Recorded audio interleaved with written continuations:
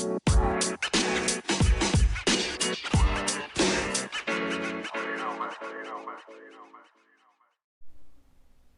guys, welcome back to the pod. The next couple pages of the Four Agreements. Just pages 29 and 30. So, the book goes on to kind of talk about, at the end of page 28, that, us as humans, that we are like musicians. We can have black magic, we can use spells, and this is pretty much what the author is talking about as far as the words that we use. They give this example on page 29, a couple examples about if a person is told that, there's something about them that looks as if they might be getting cancer, then it's possible in a year they might get a diagnosis of cancer. Or if someone grows up with the agreements that during our domestication period that, family or, people surrounding us kind of gave us, we can have those agreements about negative things about ourselves, such as being ugly or stupid or anything negative along those lines. And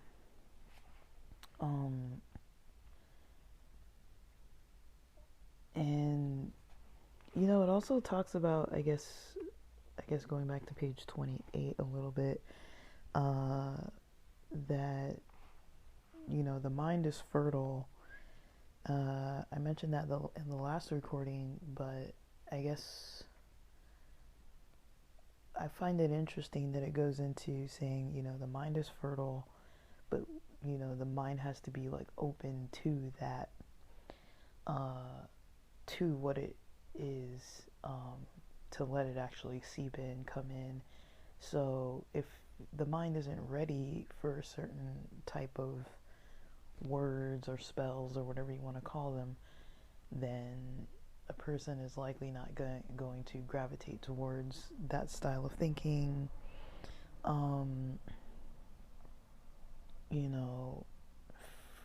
I can use I don't want to call it silly, but it's kind of like a more common example, right? Where people are like, oh, I want to learn a language. I want to learn to speak Italian. Or, oh, I want to learn, an instrument. I want to learn how to play piano or guitar. Or like, I want to learn, there's stuff that that people want to learn sometimes. And, like they say it, but they're not ready. And I don't want to say they as in I'm not part of that category, because I am. But, I was looking at something the other day. Don't remember where I saw it. I've been all in the internet for like a couple days, just kind of like online for probably too long, in all honesty. But yeah, I was online and I saw this,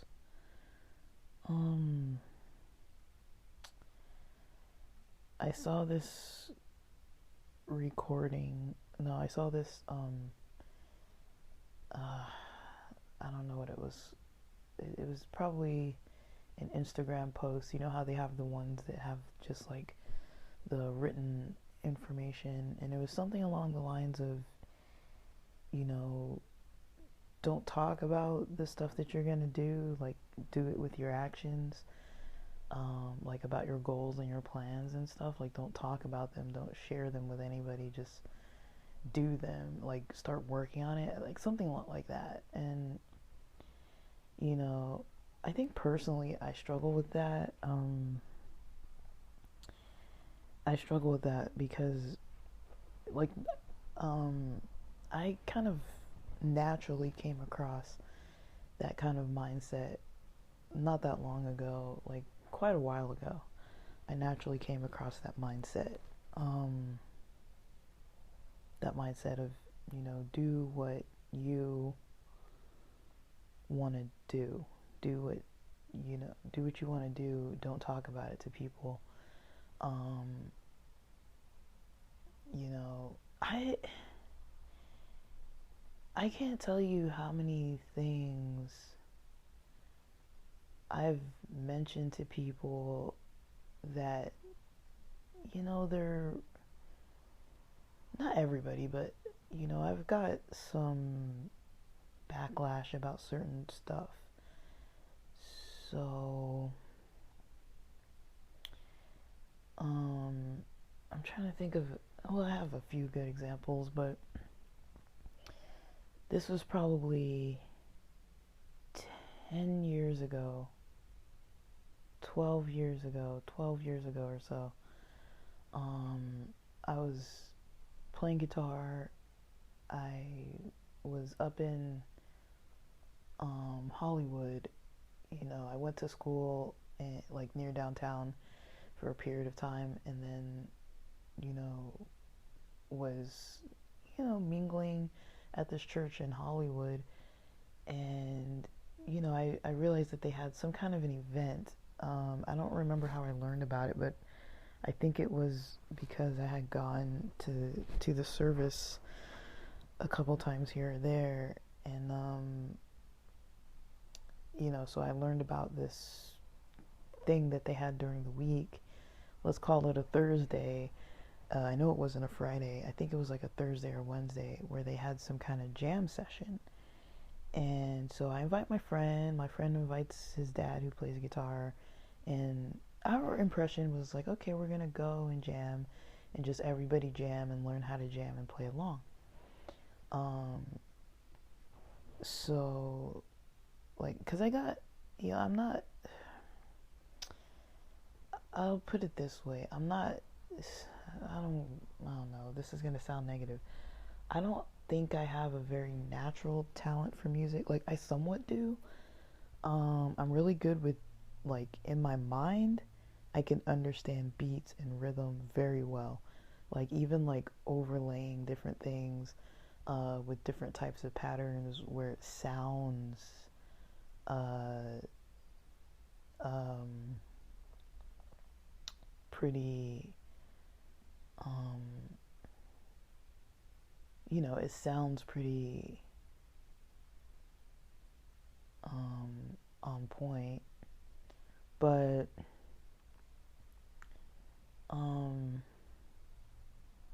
kind of like if you've listened to songs like Communion and The Oracle by Symphony X, that's a song I like. I was listening to that last night, and it's got a lot of different, piano, guitar, bass, drums, strings, a lot of different sections. They've got this mix of kind of like rock, metal, and classical. I think they're classically trained musicians that kind of mostly play metal, but like a classical style of metal, and it goes really well together. Like if anyone liked like the S&M album by Metallica, I know it's a weird name. I didn't notice it was a weird name till once we kind of were having this conversation about types of music that kind of involve like classical or like orchestral type of music with like rock or things like that. And I was at work, and I mentioned that album like because the supervisor or director was like, let's play, like, if you guys have any albums like that. Like, she's like, yeah, we can play a couple songs. And I was like, what about the S&M album? And she was just like she gave me like this weird look, and I was like, and I kind of like realized what I said, and I was like, never mind. But that's the name of the album. Like, it has, in my mind, it has nothing to do with actual S&M. But it stands for San Francisco Symphony Orchestra. That's the S, and Metallica. So it's S for the San Francisco Symphony Orchestra, and M for Metallica. But yeah, I guess I just kind of loosely said it, not really thinking about the meaning of that. But yeah, I quickly was like realizing why she gave me like some weird look, and I was just like, oh yeah, like it's like, why don't you check out this band Symphony X? And like I said, like that was a song that I liked, and so she finds it on, I don't know what app or something, and starts playing it through the office. It's a small office, but yeah, everyone's like, oh, that's a nice song, and like um but yeah, I kind of understand that type of music. Like when I think about music, writing music, usually that's kind of in my mind, like how it goes. And for me, a game changer has been, dabbling with computer music, like music on computers, through software, because I guess I lack lately. I've lacked kind of the discipline to actually practice my instruments.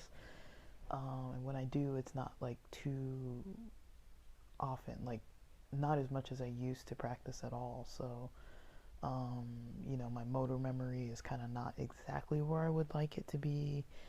And, I'm not like hard on myself about it, especially because I don't really play much. But like I used to play like at church and all kinds of stuff. And so I had more reasons to play because I was around more people and had more opportunities at my disposal to like play more often. Like I would usually have some type of performance with a group, um, like 2 times a month, like maybe, so I at least had about 2 practices a month that involved me practicing with other people.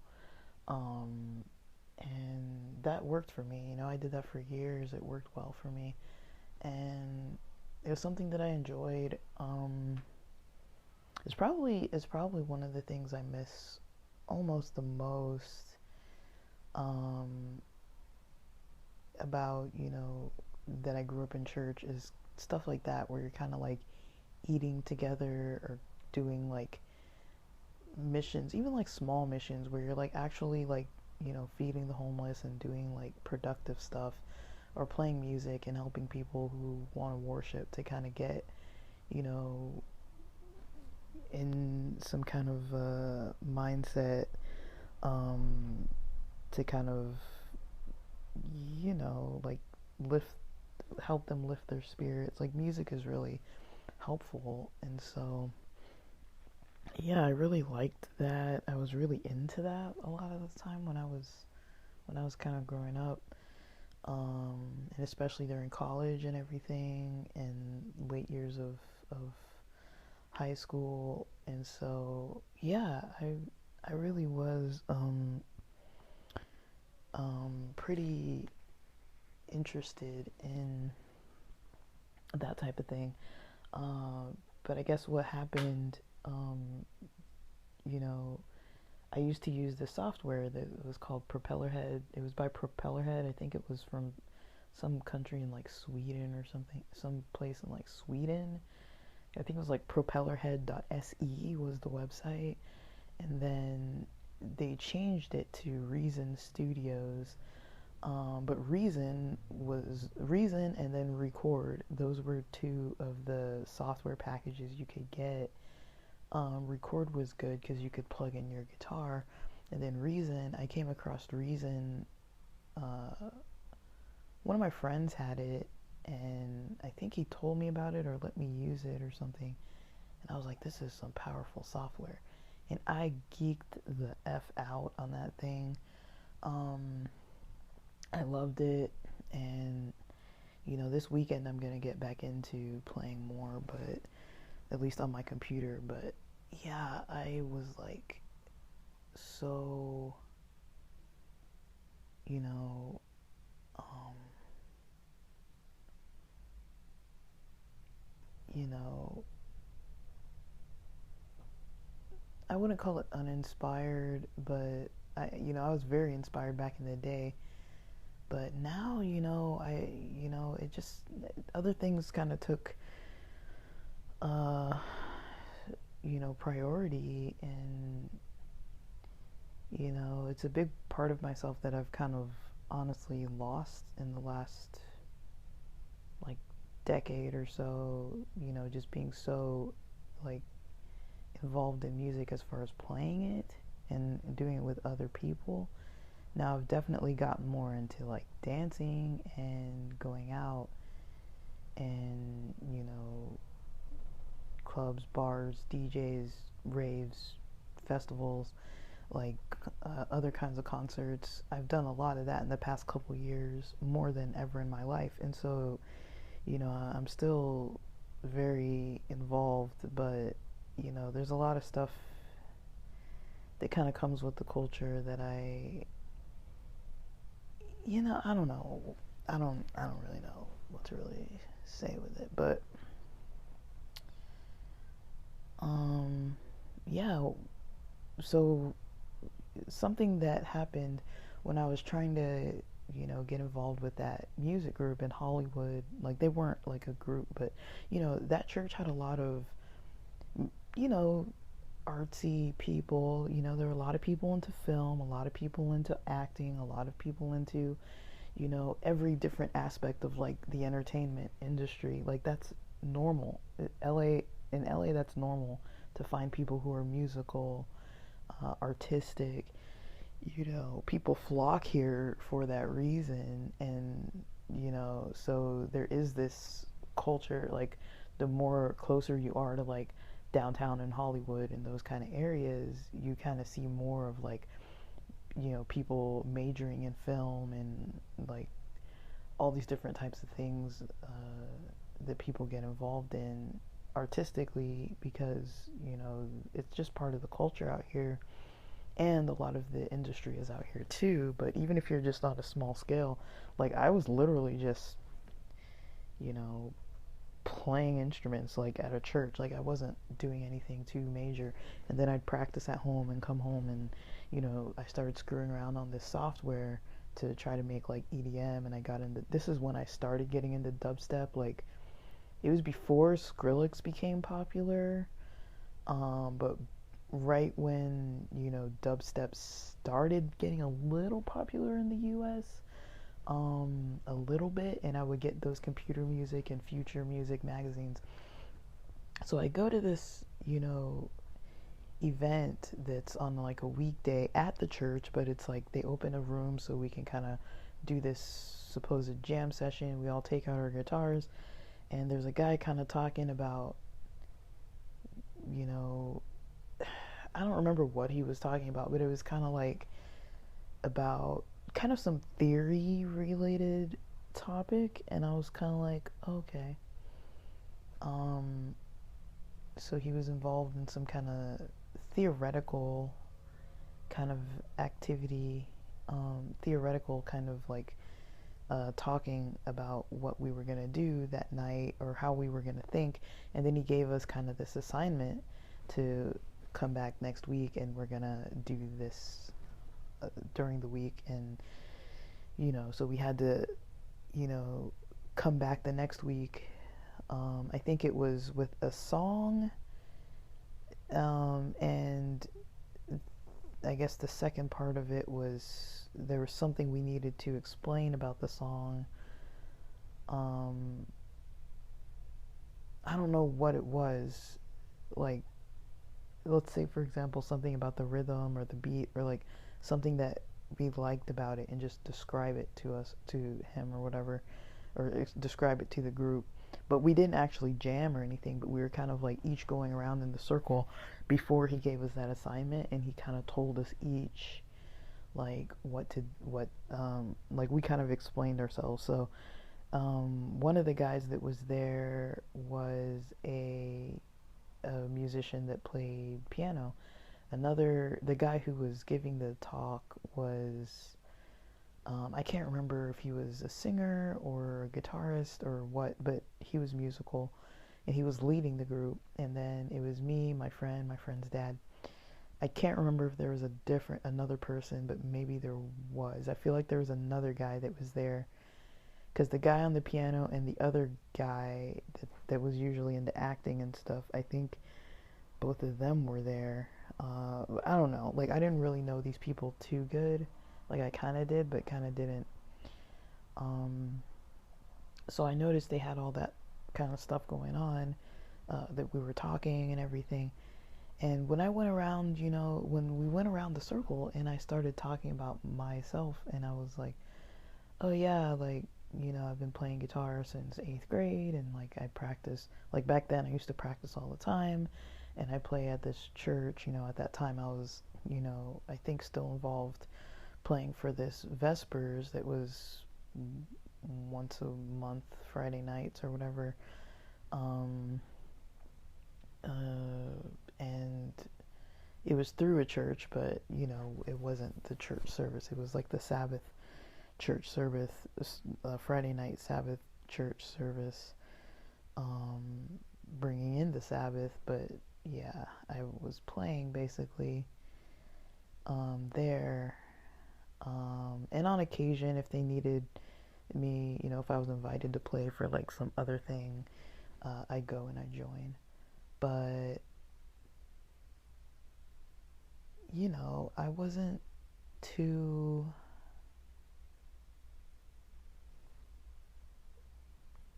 clear on,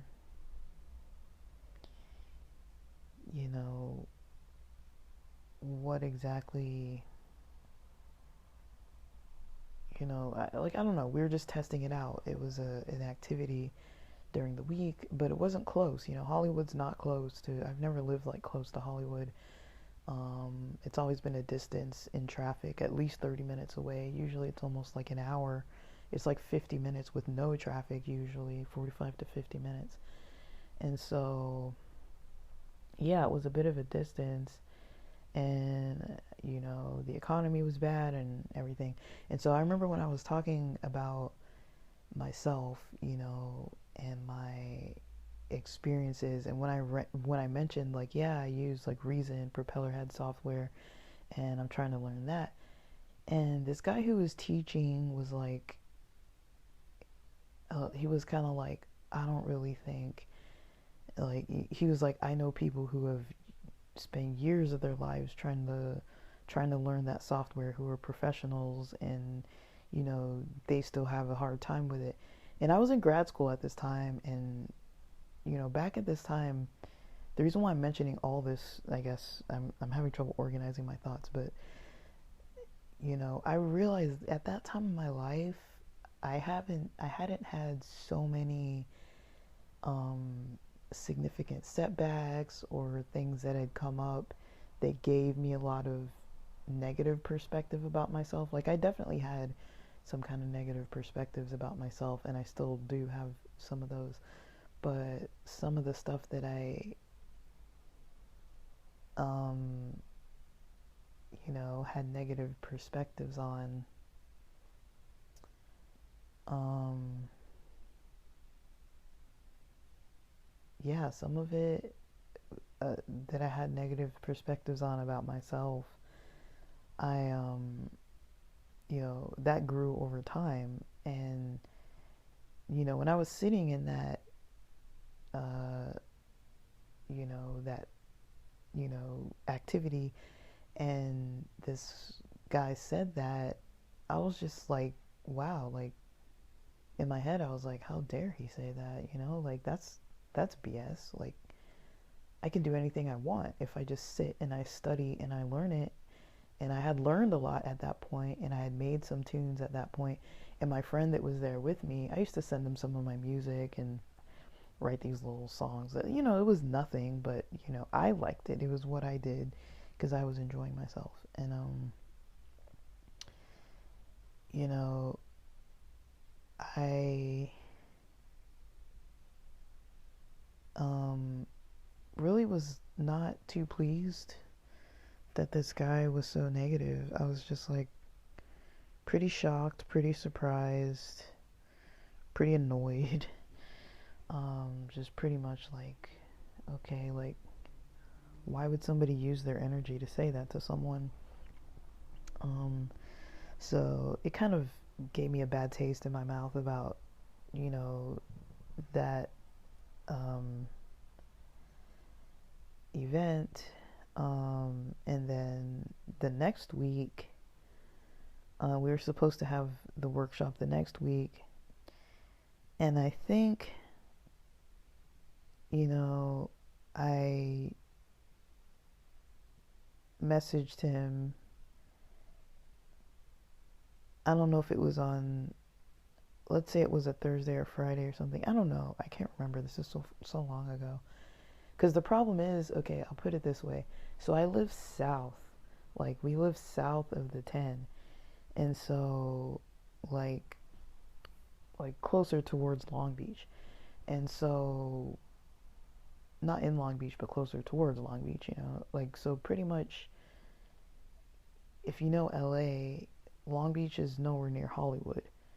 And I was at Cal State LA going to school, so if I wanted to do events like that one that were like at 7:30 at night or something, or 8 p.m. at night in Hollywood, I would have to, you know, if it was on a school day, I would usually stay at school till like 30, 40 minutes before, then start driving to Hollywood, right?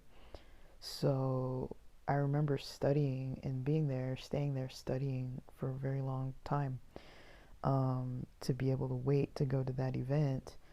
Um, and it was fun. I had a good time, but it was like, you know, that was the first, I only went the first day. And then the second day, I was gonna go, but I was like, you know, gas is expensive. I wasn't working, I was in grad school. I had student loans, but like, you know, money was kind of tight, and it wasn't going to be free for me to drive all the way there and then drive all the way home. And I can't remember if I was tired. I can't remember if it was the first night or the second night when I was going to go, which would have been the second week. But one of those days I had like $5 in my wallet. I remember that. I had like $5 in my wallet. I don't know how much was in my bank, but probably not a lot. And I had $5 in my wallet, and I was like, oh shoot. I can't remember if I was working at that time. I feel like I wasn't, but maybe I was. I think I wasn't though.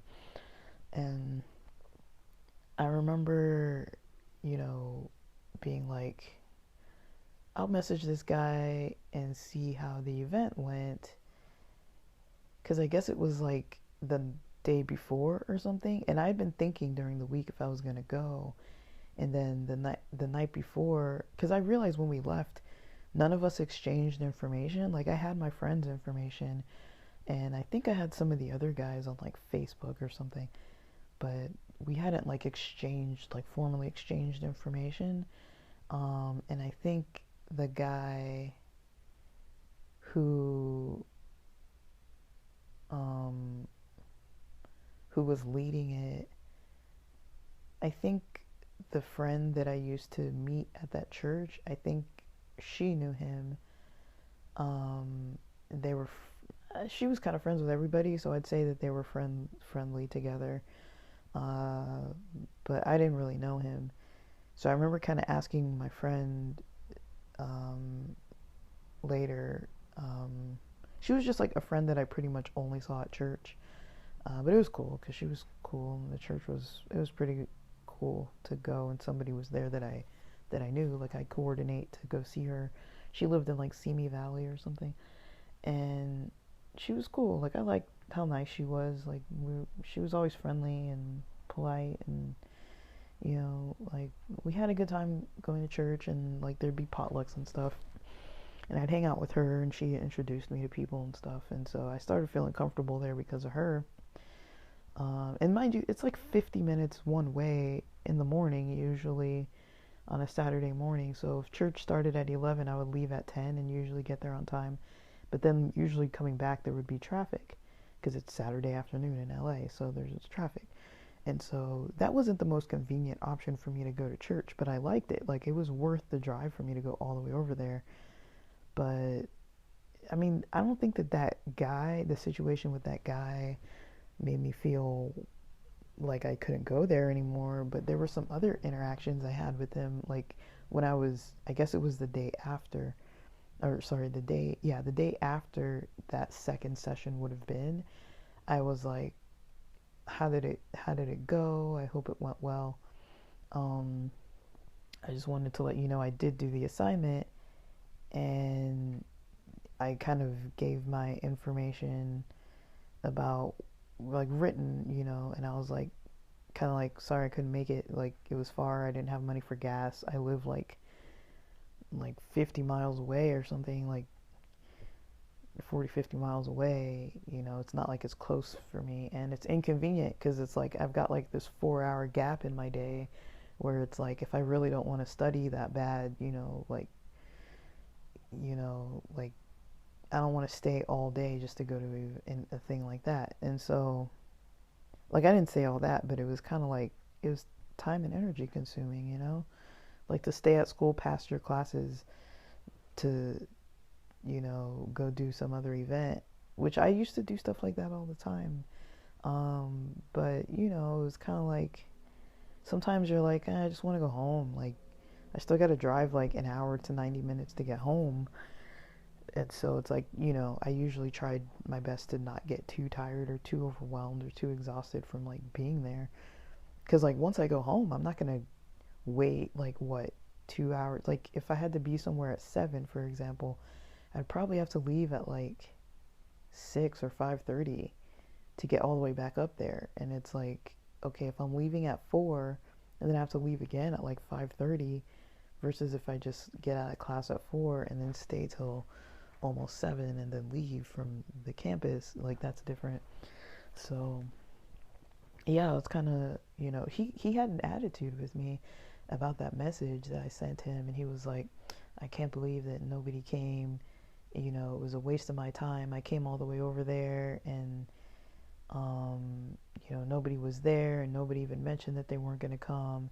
And you know the next thing he said in that message was something along the lines of, you know you definitely need some musical training. uh you should think about, getting into a class, because I don't know what you're talking about. What the explanation that I was kind of giving for like that musical assignment. And I was just kind of like, I found him to be just really rude. And I was a little, maybe I shouldn't have been surprised by it, but back then I was surprised by it because I was like expecting, these are like church people or whatever. And here's this guy, second interaction I've ever had with him, he's already got an attitude. And I remember, let's say some months or weeks after that, I went back to the church, and, he was there, and, they do this greeting, and I remember seeing him, and, we were like, I was going like down the aisle, and he was kind of coming up the aisle, because we were shaking different people's hands, like depending on what side of the seats and stuff. So, I was like, let me just get up out of my seat and like go a little, like a few pews down or whatever. And so I started to, like, I don't remember if we shook hands or what, but I remember he gave me some weird look, like kind of like this strange look where I was just kind of like, it was kind of one of those looks where you kind of get the vibe like this person does not want to interact with me. Um and like, just that experience, it's kind of weird. I know I took way too long explaining it, but it is kind of weird. But um one thing about it was that, I wasn't too um um like, I guess I did kind of have my feelings hurt, but I didn't really believe him, if that makes sense, when he was telling me like, oh, you can't do, you might never learn Reason, or like the software, or you might, like, you definitely need some kind of musical training kind of thing. I'm just thinking like, dude, I've been playing music for like ages by that point, and I'm not trying to become a professional musician, like, it was a hobby.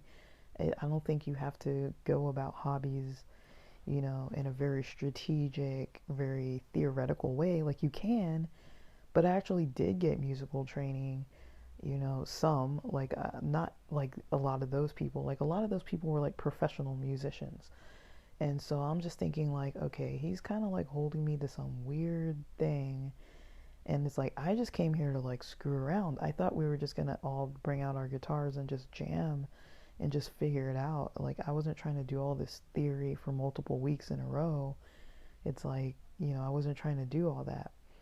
So, I was like, I'm not gonna argue with this guy about this kind of stuff, but like, I feel like he kind of had his own issues going on, and maybe he wasn't really fully doing it to be, creating like a community casual environment. Like, he kind of had some other issues going on with that where he didn't have a lot of patience.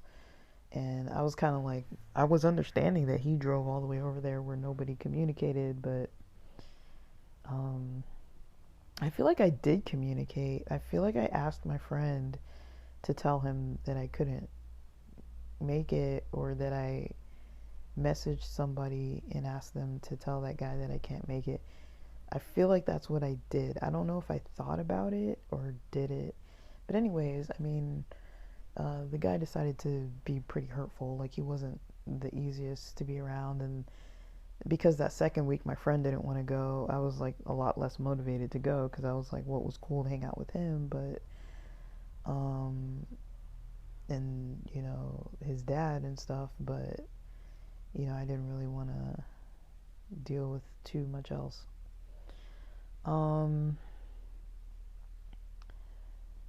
So yeah, I kind of liked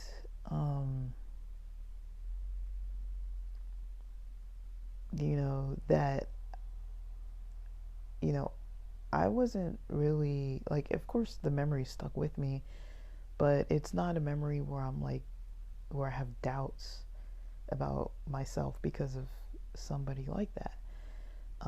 Like, all the stuff that he said just kind of, I was hurt and a little offended, but mostly because I felt like he was wrong. Like, he was wrong for being rude and for not really trying to understand my perspective. And I felt like he was kind of taking jabs and being negative about, my creative choices and stuff. And like, it wasn't a lot. It's not like this was like some toxic relationship that lasted for like years. It was like a three, I've had three total interactions with this guy, and one of them was through Facebook, kind of. So yeah, but none of them were good. None of them were good interactions, and I'm like, wow. Um, but he had something that I wanted, or I thought he had something that I wanted, so I was a little willing initially to kind of put up with it, because I was like, yeah, that was a rude thing to say, but also he's wrong, because I'd already been doing this stuff that he was telling me that I can't do. I mean, I wasn't even getting trained by, you know, like, I was getting training through, I would get Computer Music magazine from like Barnes and Noble or something, or Borders. I don't know if Borders was around then, but Barnes and Noble. And it always came with the CD. Back then, it came with like a CD-ROM attached to it, and I still have a small stack of those CD-ROMs. And it came with these CD-ROMs um, attached onto it, and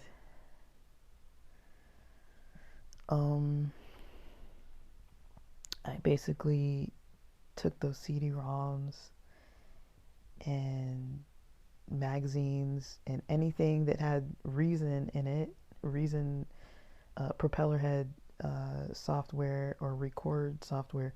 I learned the little tutorials, and I went. These were professional musicians, usually from the UK, but professional musicians who did all their own like music and stuff, all the mastering, everything on computers, using mostly like a keyboard with the MIDI cable. They didn't have a whole lot of other instruments, maybe some speakers, maybe I don't know. They didn't have a whole lot of other like external instruments. It was just this software mostly, and then they would buy like all these plugins and all this other stuff to like put in there. So I didn't spend a whole lot of extra money on that stuff, but what I did was you know, I kept I kept learning from the stuff that they would talk about. And I did this for a few years, and I actually learned the software good enough that I could use it without like anything. And so, for that person to say something like that, I was like, wow, like he doesn't know what he's talking about. Because I was just thinking in my head, I was like, well, if I wasn't in grad school studying a whole completely other thing, and I was doing this while I was in grad school with a full caseload, working on a thesis, and not even living anywhere near school, still volunteering at the church and doing all these other, like, I don't know how I had that much energy back then. Like, and that's something that I kind of tell myself now is like, my energy's low. And that I need to like protect my energy and rest more. And I've kind of noticed that narrative a lot more than the narrative I used to previously have, which was like plow through everything. I got this. I can do any of this. Like all it takes is sitting and doing it. But, I did get in a time period where I didn't really balance out my life enough to where I could sustain that when I was at my most stressed, and my health started getting affected and everything. So, and I never even went to the doctor or psychiatrist for any of that stuff back then. Like I just was like whatever. um I'm not proud of it. I'm not saying I would recommend that or that that's good. It's not good to do. But yeah, like I would say the power of words is, you know it is important. It's very important to pay attention to. Um, you know, um, what are some things that are, you know, um, what are some things that happen with the power of words? Um, so, with the power of words, you have, um,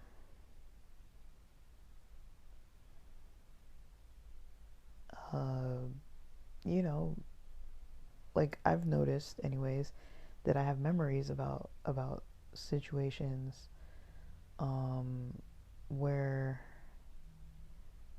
somebody said something, you know, and that's something that I'm working on, but I definitely get irritated and angry with people who try to get in my way. Like, I've definitely noticed that. That's something I'm newly noticing is when I feel like somebody is trying to discourage me from doing something. Like, I'm in the process of selling my car, and not that long ago, my folks were kind of on my case about it, thinking that, they were saying, like, you're asking too low of a price, and, like, I could tell there was, like, disappointment in my dad's voice, and, like, then they started, like, grilling me about all this other stuff, and I'm just like, what on earth? I was pretty upset about it for, like, 2 days or so. I was just like, they have no right to tell me what to do with my car, and to be overstepping and like trying to get in my business and asking me like 100,000 questions. It's like, I didn't invite you into this. Like, you were being nosy asking me what I was doing, and then I kind of regretted that I had told them, because I am pretty careful with what I say to certain people, parents, certain people. I don't really spend too much time being open with people that I notice are too negative. Um, that's something that I really try to cut out.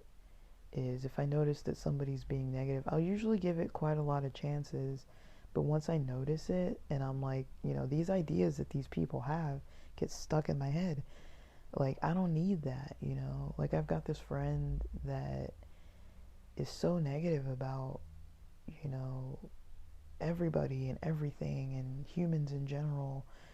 And, I'm getting these lengthy messages about his streams of consciousness about God only knows what. It's always about just like despair and, you know, anyone who's kind of in a position, not a position of authority necessarily, but like anyone who's kind of got an idea of,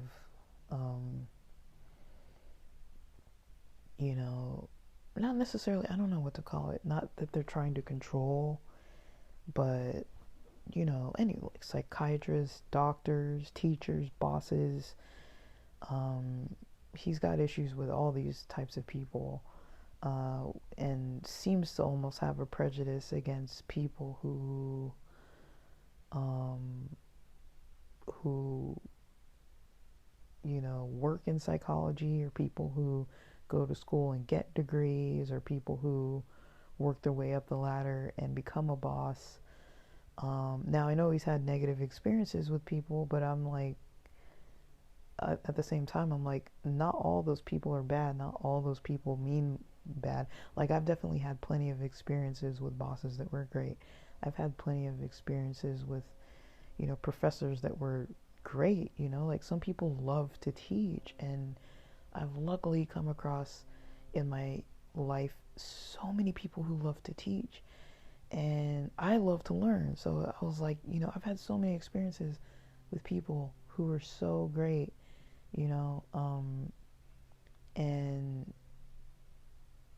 you know, I've also had so many experiences with people who were dicks. You know, I've had a lot of bosses with narcissistic traits, and professors with narcissistic traits. Like, oh my gosh, I've told this story before, but, and then I'll wrap up. But basically, I'll keep it short. That, you know, I used to have a professor. You know, we used to call her Dr. D. Um, and she's famous now. She did this show called Thintervention, Thintervention, like intervention, but for like weight. So they call it Thintervention. And her name's Dr. Ramani Durvasula. And I remember when she was walking through the halls, like this is when I was at Cal State LA, and I was in, you know, like I would be walking through the hall. She would walk through the halls, and she always had these heels, and we could like hear her walking, and a lot of us were like a little not happy with our experiences with her, but she was really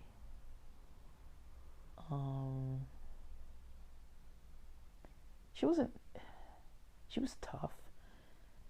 I don't know if she was mean. She wasn't polite or like nice necessarily. She was a little on the direct end, not super sensitive, but I've had worse. But she was probably the first professor at a university that I came across that I was just like, wow, like something's up with her, you know, like something was like, because it's not even like a popularity contest, or like, you know, like a lot of the people I tend to associate with do tend to kind of have a very lenient and tolerant kind of perspective of others. Like they're not like usually like, I hate everybody, I hate this person, let me go talk crap about that person. Like there's always going to be a little bit of politics like that, in cohorts, in workspaces, in classrooms, whatever. There's always going to be that unpopular professor or whatever. But I don't usually buy into that kind of thing. I kind of try to look at a more well-rounded idea of people. So even if it's bosses or supervisors or teachers or whatever, I've always tried to form my own opinions. But it's always interesting when I have my own opinion and then other people, I start seeing that they have those same opinions too. Because usually I'll latch on to it, and like I'll catch it and I'll be like, wow, this person has an intense personality. And it's kind of funny because I listened to this YouTube channel called Cults to Consciousness, and I think the lady who is usually speaking, her name is I don't know how to pronounce it. It's like Shalise Ann Sola or something like that. And she mentioned this week about getting Dr. Durvasula on there, and I was like, I don't know if that's her last name anymore or what, but I know her first name is Ramani, and I think they called her Dr. Ramani or something like that, and I was just like, oh no, like she's still, because I guess she talks about narcissism, and that's something that I've noticed a lot is, when I'm not saying she's diagnosed with narcissism, with narcissistic personality disorder. Um, I kind of got that vibe, but then I came across other people in the psych world who I feel like were way worse. Um, like she was direct and everything, but I don't know if she was like bad. You know what I mean? Like I don't know if she was like taking advantage of students or anything. Um, I just know that we all had the same, like when one of my friends mentioned, like when I hear her heels coming down the hallway, like I feel like a little like anxiety, and I was like, yeah, me too. Like everybody was kind of like, you could hear her walking around with those heels, and it was kind of interesting. But yeah, I've noticed in the psych field and higher ups and bosses in general, a lot of times can have traits of narcissism.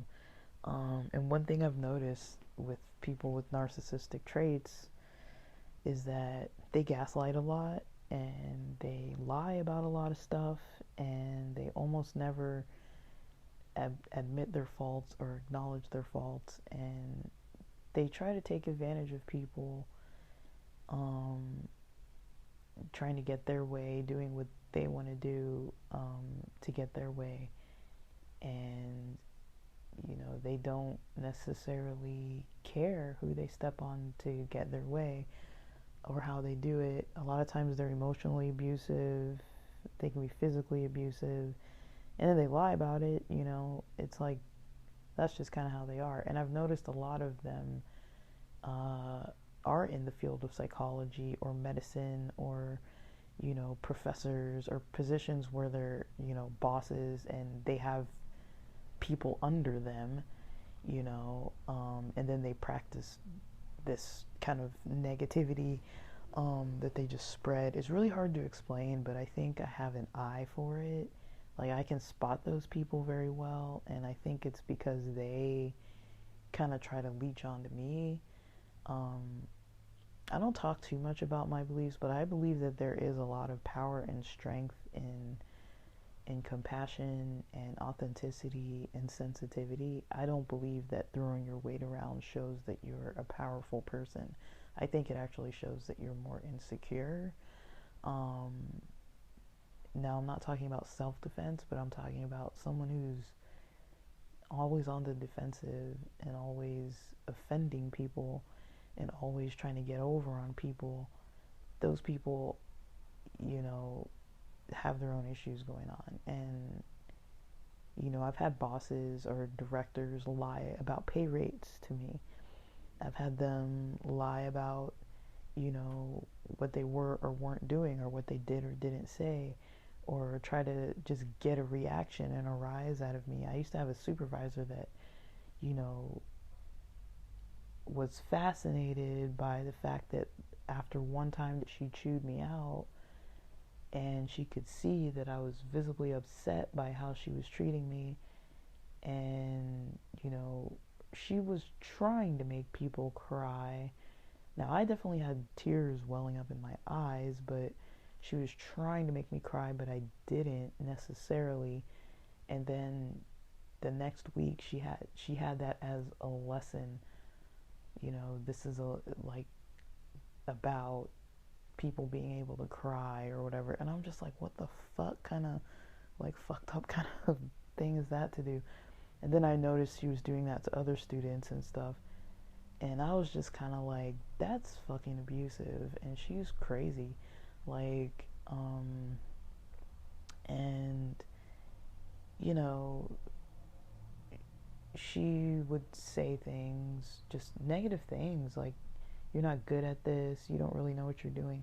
And I was thinking, like, well, if I'm not good at this, then fire my ass. Like, I can't be that bad. I'm making money for this company. I have, a lot, like, And everyone after that was so shocked and surprised with how good I was at my job.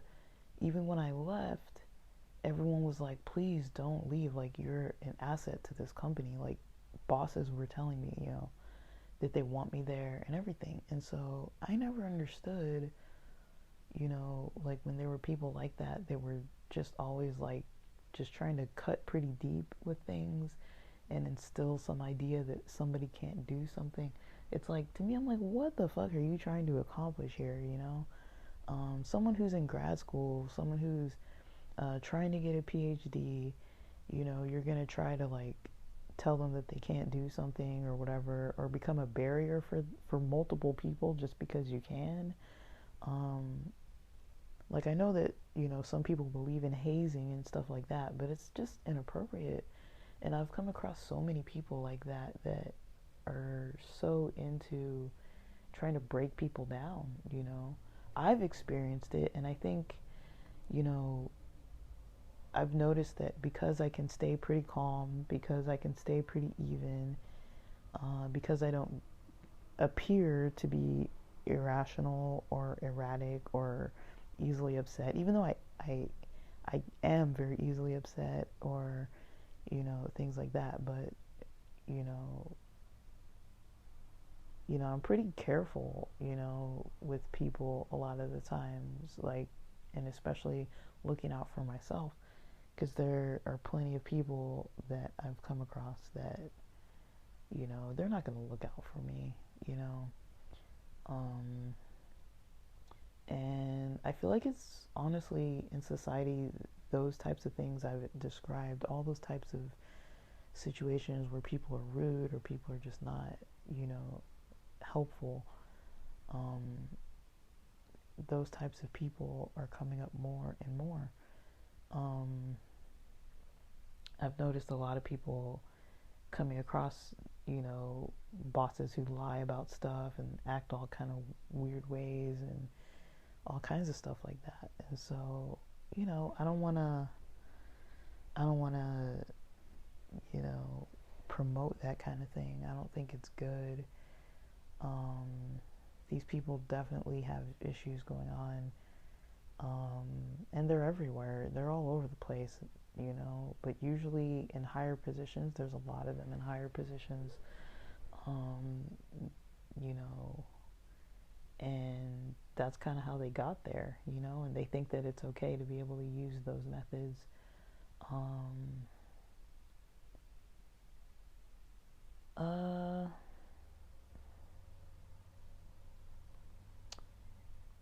and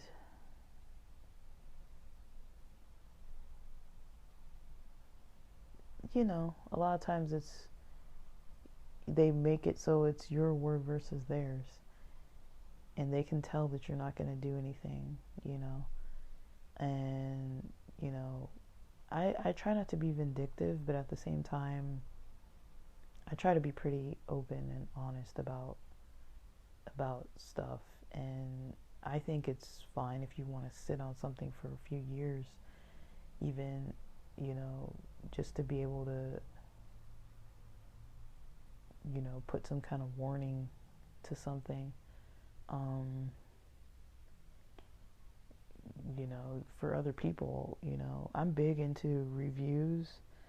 um if I am kind of in a situation where somebody is, acting out, I think it's appropriate to review. You know, Yelp has a lot of places to review. There's different work sites or job career type sites like Glassdoor and other places where you can review your job, review your bosses. There used to be the site ratemyprofessor.com. I don't know if it's still. Let me look it up because I keep thinking about it and I don't even know if it exists. Rate my professor. Let's see.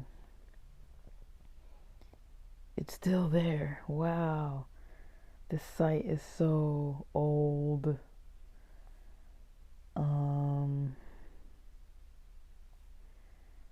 Let me see. I'm typing in one. Why is it auto-correcting something weird?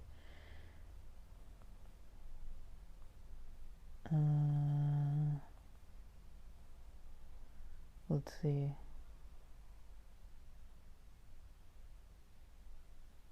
Yeah, I don't know if it's gonna... I gotta do all this country state stuff, whatever. But yeah,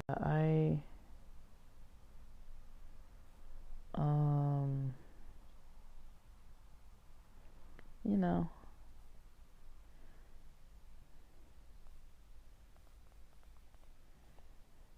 I'm I'm basically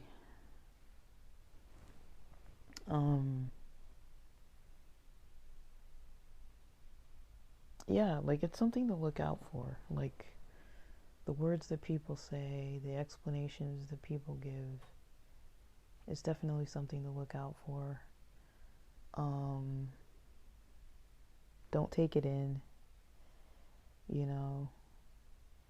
I'm living proof that if you want to learn something, you can do it. All it really takes, like what I've noticed, if you want to learn something, it doesn't really matter how much natural skill you have.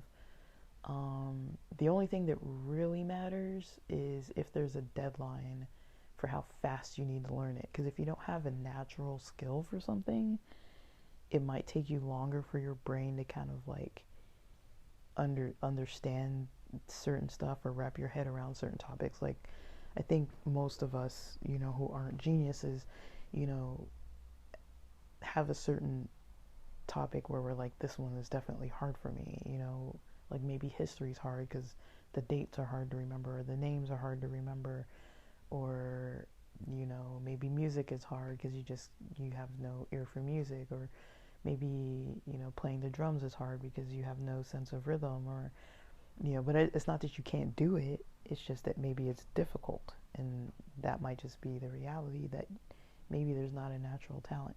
But I am living proof that, you know, you can learn anything. Um, Anything I've set my mind to learn, I have been able to learn it. And, you know, all it really takes is sitting down with it multiple consecutive days for a very long period of time, usually over months or years, and just sitting there and plugging away for a long time every day, and just sitting with all that material, sitting with it and working with it, and um, you will learn how to do what it is that you need to do, what it is that you're trying to do. You'll learn it. You'll get good at it. You'll get skilled, and it'll work out. And um, yeah, you're gonna, you know, you might have, you know, some challenges, you know, but you can do it, you know. Just it takes a while sometimes to sit with the challenging parts and figure that out, but you can do it. You can learn anything. um you know, nobody really has the right to tell you otherwise. Nobody has the right to try to break you down. um and what I definitely notice is that a lot of these people who try to break you down, when you start looking at them and their lives, and they have all these other insecurities that they've got going on. And a lot of times when I encounter someone who is negative in my face, getting in my business, overstepping boundaries, um, you know, rude about something, negative about something, gaslighting me, one of those things, multiple of those things, or all of those things, um, you know, I take a step back and I look at the situation and I'm like, why is this person doing what they are doing? And usually, first of all, it's because they think they can do it. That's usually, first of all, why they're going to do it, right? Like, if, like, all of us treat people differently, right? And if you have certain people in your life that you can maybe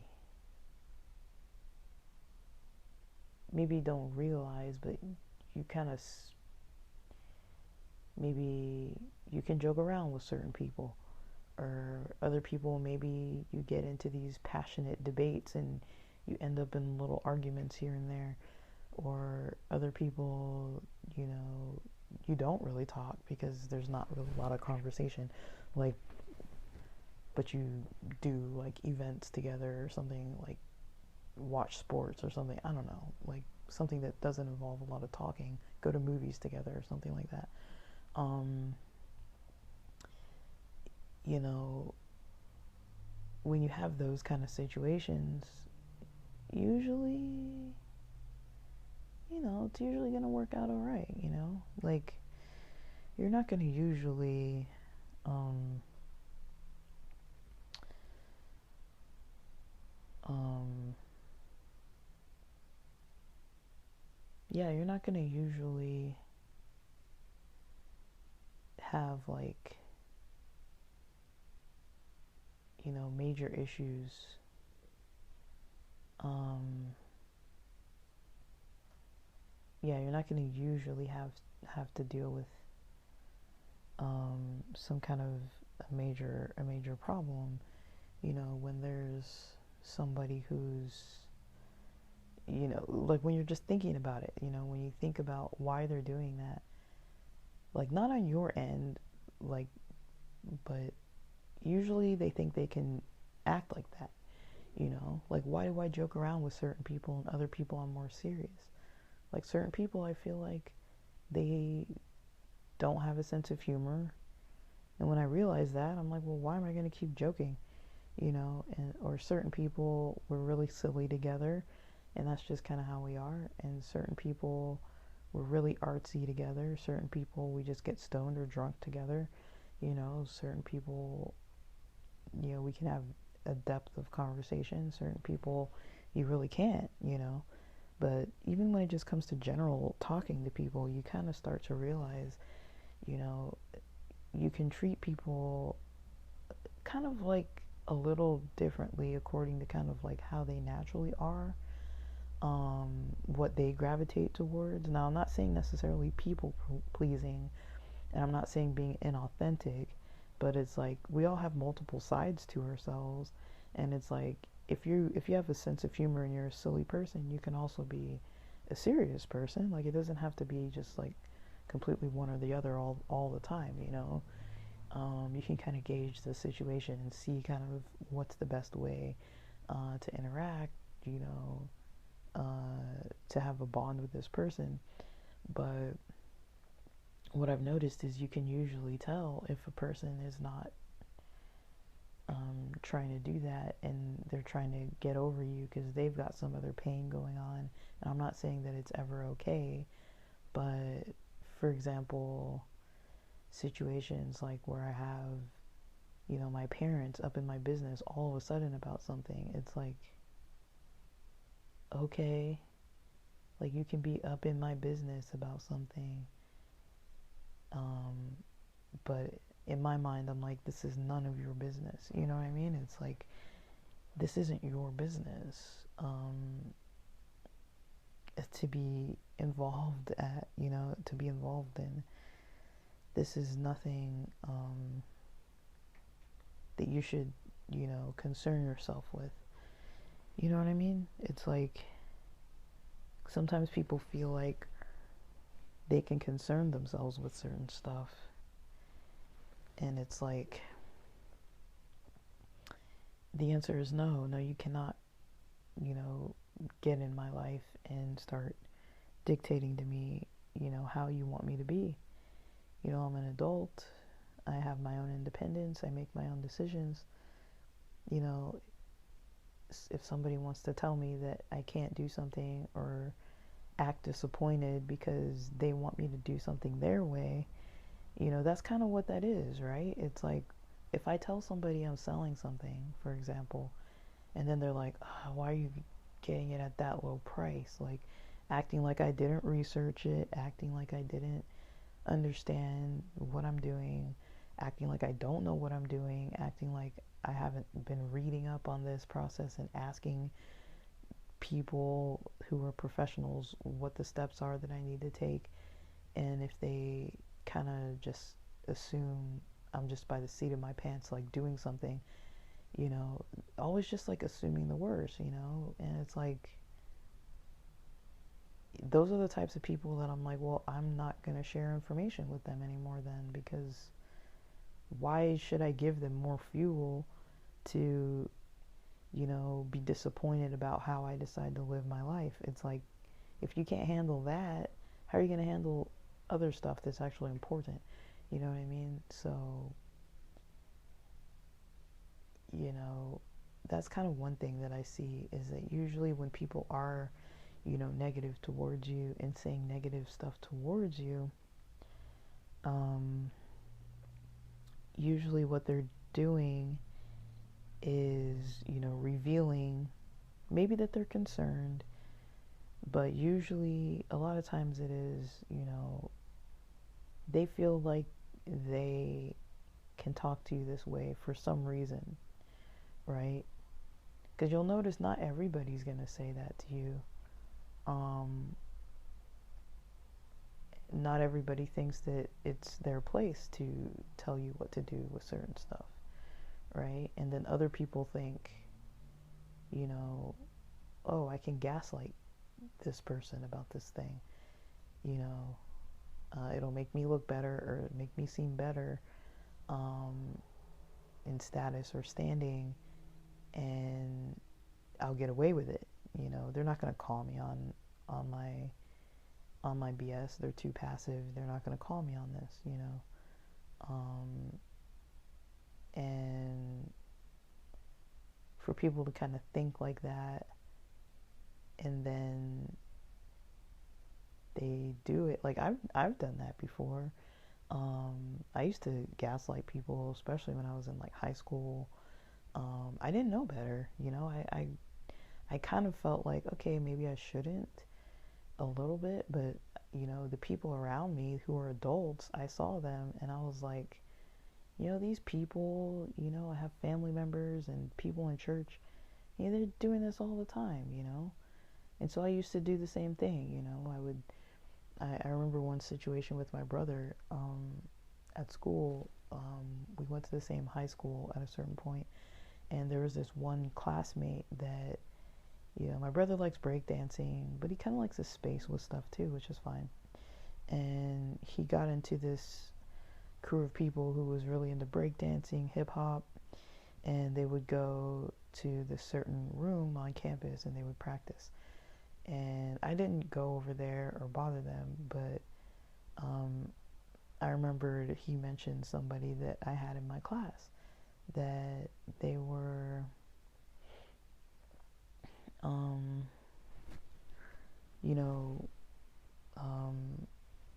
he mentioned somebody that was in one of my classes, because I was a senior at the time and my brother was a junior, and he mentioned somebody that hangs out with that hip hop crew, and I remember saying to that person in my class, oh, you know my brother, like, and they're like, I don't think so, and I'm like, yeah, you do, like, he said he knows you, and like, this is his name, and he looks like this, and like, this is his last name or something like that, like, because we have the same last name, and I guess he went to my brother and told my brother that I had told this classmate my brother's, not his nickname, but his full name, and then like how to pronounce our last name, kind of thing. And it was kind of like, I don't know if people were teasing about it or just mentioning it because it's not like American and it doesn't sound like any other names you've ever heard. And so, like, for most people, and so I kind of mentioned it, and like, my brother came back. He wasn't like mad, but he was just like, oh yeah, so and so told me that you said this, or that you whatever. He kind of, I didn't think he was mad, but he just kind of came to me and said that, and I was like, no, I didn't, or whatever. And he was like, yeah, you did. He told me that you said that, you know? And I was just like, I didn't really have any response because I was just like, well, yeah, I did say that. And like, you know, like I wasn't trying to like embarrass my brother or whatever. I don't know what I was trying to do. I was just talking to somebody in class that, you know, like I don't know. I was struggling kind of socially at that school. Didn't really have a crew to kind of belong to. I kind of was more into my other friends and was kind of like, well, I'm only going to be at this school for like 2 years, so I didn't really care to meet that many people. And the first people I met were kind of jerks, and I kind of just never got into meeting other people. I was like, you know, I don't really need to know a lot of people at this school because I have other friends outside here, and you know, I didn't really let people in. I didn't really try to socialize too much. But yeah, like I was probably pretty insecure about it. Like once my brother was going there, because he probably noticed like I was kind of doing my own thing, and he was kind of doing his own thing with his friends. But like I wasn't like super active with those people. Um, so yeah, like I didn't really like I was involved in some like two of the Bible groups on campus, but like yeah, I didn't really like socialize with people too much. Like I was pretty anxious and nervous and just a bit withdrawn. And I wasn't happy about it, but I did have friends outside of the school, and I had people at the school who kind of like knew me and tried to talk to me and stuff, but I just really didn't, you know, like I kind of talked to people in class who sat like maybe in front of me or next to me, and I would talk to people kind of like before class, but or like after class, like after school a little bit and stuff, but I wouldn't say that there was anybody that I routinely had lunch with or that I was like hanging out with all the time. Like there was one person that I kind of had lunch with a lot that I tried to talk to, and she didn't really talk much. And we were in one of the same clubs together. Um, and then we ended up going to the same, I think this is the same person. We ended up going to the same university uh, like 3 years after uh, we both went to UCI, and so I saw her there. She was also in another Christian club at that campus, and so um, we weren't like friends necessarily, but we were kind of friends, like socially awkward friends that weren't really too close. But I tried to get to know her, but she just was, you know, keeping her distance. So I kept my distance as much as she did. So I'd say like I had like one friend that was kind of like solid, um, but not super close. But there were other people that you know I went to that high school with. Like that, those were my last 2 years of high school. Um, I was just real socially awkward, and things weren't really unfolding the way that I had intended them to unfold. And there were just so many more students, and it was, you know, I went from a school that was super small where I had like 5 people in my 10th grade class, maybe 10 people in my ninth grade class, super small class sizes. I knew everybody. I was around for a while, so everybody kind of knew me, knew my family.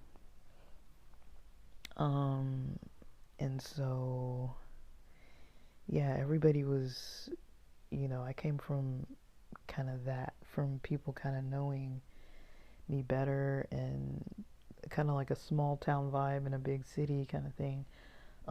Small town as in like I grew up around a small close knit group of church folk and was socialized around them and their, you know, the adults, the kids, and everything like that. And so I came from that very churchy environment where my school was connected to church, and I was very involved in church, and I saw the same people 7 days a week pretty much.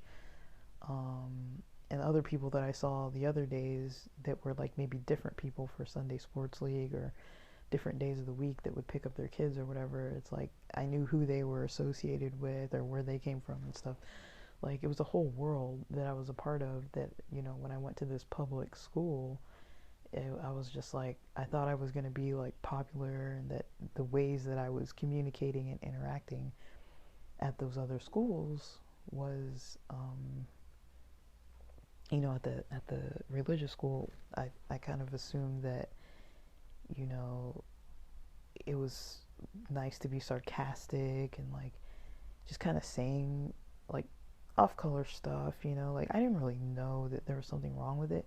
Like I felt internally that I was like, this is not authentically me. Like I'm much more of a sensitive, caring person. Like I remember saying something to some girl that I went to the religious school with that also ended up at the at the public school, and we kind of ran into each other, and I remember saying something to her like oh yeah, like um aren't Ethiopians the ones that like look weird or whatever, like things like that, like, and I was like, or maybe it's Somalians, and then I kind of was like, oh yeah, I think my one of my family members said that or something, and I'm just like, I don't really think that, I don't think that at all, but I would say stuff like that. And then I kind of noticed she was like a little offended by it because she's Ethiopian, and like she never talked to me again after that. And I don't blame her, but like stuff like that, like I would say stuff like that because I was raised in an environment with people who, would say stuff like just whatever the heck would come to their mind. They would say it. It didn't matter if it was hurtful or rude. And, I got away from that real quick. Like, I stopped doing that. At a certain point, I was like, I don't need to interact like that because that's just not, I don't feel right about it. It's not polite. People are maybe not too open about this.